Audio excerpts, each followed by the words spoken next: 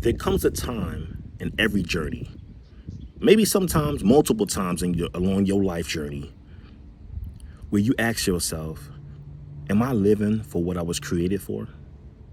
Or am I surviving what I was conditioned by? That was deep. Let me do that again. Am I living what I was created for, or surviving what I was conditioned by? Dreams and fears both speak, but one whispers from the soul and the other screams from the womb. And far too many times we live muted by our fears, restrained in the visions of what feels safe. So we're going to talk about living your dreams and not your fears. A divine conversation for the becoming soul. A divine conversation for the becoming soul, right? So that don't mean you got to be there right now. But what if I told you this? Fear is not a protector of your life. It's the prisoner of your past. Fear is clever. It's conniving. Sometimes you won't even see it creeping up. It sounds like it makes sense. Fear wears the face of logic. It sounds like it makes sense at the time. It speaks in what ifs and not yets. It convinces you to compromise your calling for your comfort. I'm going to say that again. Fear convinces you to compromise your calling for your comfort. How many been there before? I know I have. But dreams, somebody say dreams. Put dreams in the comment. Dreams are ancient. Dreams are sacred. Dreams are divine languages whispered through your DNA. They don't speak in survival. They only speak in expansion. You weren't sitting here to tippy toe through safety, right? This ain't no eggshell walk where you're like, you gotta walk in the right spot. You walk like a crab because you don't want to step here. Nah, you were sent here to dance in destiny. Come on, somebody. Dance and destiny. What your destiny dance look like? Show me what your destiny dance look like, somebody, right? Living your dream isn't about having all the resources or the right timing. I'm going to say that again for somebody who pretended like they didn't hear that. Living your dreams isn't about having all the resources or the right timing. It's about choosing belief over bondage. And I'm not saying don't be prepared, but sometimes that preparedness in your mind get to the point where preparedness equals perfection, right? And then we don't make no movements. How many been there before? So every time you honor the whisper inside you, that idea, that gift, that calling, you realign yourself with your soul's blueprint, with your destiny. Fear may visit, right? It's one of them people that co-sign on the lease. You know what I mean? They live here, but they don't really be staying here, right? They don't really live here. They just come by. You know what I mean? But when fear visits, it doesn't mean that it has to drive. No longer would I will allow fear to be in the driver's seat.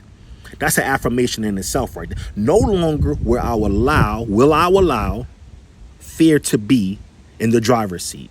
Don't let it drive no more. Grab them keys. Grab them keys. Your dream is your compass. I'm going to say that. Your dream is your compass. Your spirit is your wind. And your faith, baby. Somebody put faith in the comments. Faith is your fuel.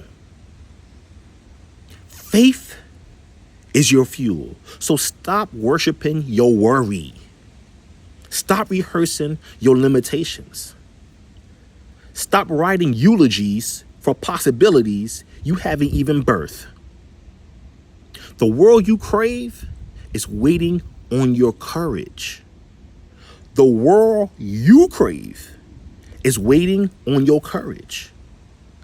take that step. So we're going to cover 5 things that I really want you to get from this. 1, you don't need certainty. You need commitment. I said it. Things don't have to be perfect. 100% this gonna work. You need commitment. Are you committed to what you want? Are you committed to fear? Or are you committed to promise? Right? And don't mean that your commitment is gonna lead to everything being perfect. Nah. But even when it rains, will you still go outside and do what you need to do? No matter what the temperature is, what the weather is like, will you do what you do? Because we do it for work, right? It's raining so hard, we go to work. Some of us go to work in the snowstorms, right? It be blazing hot outside. You still go to work. You go to work sometimes when you done had a hangover. You dig what I'm saying? You go to work when you're tired. So you have the commitment for work, but do you have the commitment for your dreams and your desires and your goals? That was 1 right there. 2, treat fear like a teacher and not the truth. Because fear is not the truth. I'm learning from my fear. Oh, that's the stunt you did the last time. Okay, I know that one. You're going to get me on that. Nah, I ain't afraid of that. Yeah, you about to get me on that. Fear is a teacher, not the truth. 3, dreams require your participation, not your perfection. Your dreams require your participation, but not your perfection. So stop thinking like, oh, this got to be perfect. This got to be that way. I got to wear this. I got to do this. I got to get the head. I got to out the door. Okay? We just need you to participate right now. Get in there and do something now. Put your hands in there. Get your feet in there. Do something. Somebody say do something. Okay? Do something. Remember that back in the day? 4, your mind protects your past, but your spirit, somebody put spirit. Your spirit protects your purpose. Your mind protects your past, but your spirit protects your purpose. So, your mind will take you back to the past. Like, oh, yeah, that happened. Oh, no, we ain't going to let that happen no more because, that look just like the... Stop. Let me move forward with my spirit because my spirit leads me to my purpose, right? Ain't nothing to be fearful about doing this. Let me go ahead. What's the worst that can happen? Nothing. Oh, that ain't nothing. 5, the longer you wait to feel ready, the longer your dreams wait to live. I'm going to say that again. The longer you wait to feel ready, the longer your dreams wait to live. So ask yourself in a lovingly way, okay? Give yourself some grace right here. Am I feeding my future or am I funding my fear? Am I feeding my future or am I funding my fear? And how do you fund your fear, right? With your energy, with your thoughts, right? With your beliefs. Let your life become the answer to that question right there. And I'm not talking about the past life. I'm talking about right here, right now. We're making a change right here, right now. What will my life show about my answer? Am I feeding my future or funding my fear? Let your life become the answer from this point forward. So you're not here to play it small. You're not here to stay safe, to walk on eggshells, to do everything perfectly and not make no waves. I know this guy's like, I'm not making no waves. I ain't gonna make no waves, Greater Grand Rising, right? That's not what that's not you. You're here to evolve in your fullest, your most radiant expression of your calling and your purpose. Your calling and your purpose the same thing. So fear may walk beside you. It may be across the street. It may be back here, over there. It may be around. But never let it speak louder than your dreams. Never let fear speak louder than your dreams. Don't let it speak louder than your dreams. Sometimes matter of fact, you need to cut it off. You need to be rude with it. How many parents up in here? Or how many of your parents used to do that to you? Right? Cut you right on off. Right? Erksky. Right? So I'm going to ask you this right here, and this is something for you to think about.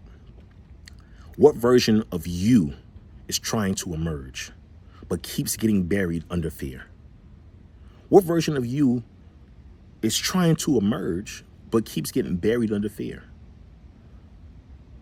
That version of you, what would that version of you today do if it was fully in charge?